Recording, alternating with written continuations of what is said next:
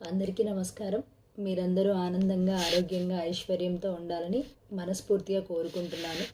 నేనిప్పుడు భగవద్గీత ద్వితీయ అధ్యాయము సాంఖ్యయోగము నుండి 8వ శ్లోకాన్ని మీకు పాడి వినిపించబోతున్నాను. నహి ప్రపశ్యామి మమాపనుధ్యాత్ యచ్చోకముచ్చోషణమింద్రియాణం అవాప్య భూమా వసపత్నమృద్ధం రాజ్యం సురానమపి చాధిపత్యం. నా ఇంద్రియములను శుష్కింపజేస్తున్న ఈ శోకమును పోగొట్టే ఉపాయమేదీ తోచడం లేదు.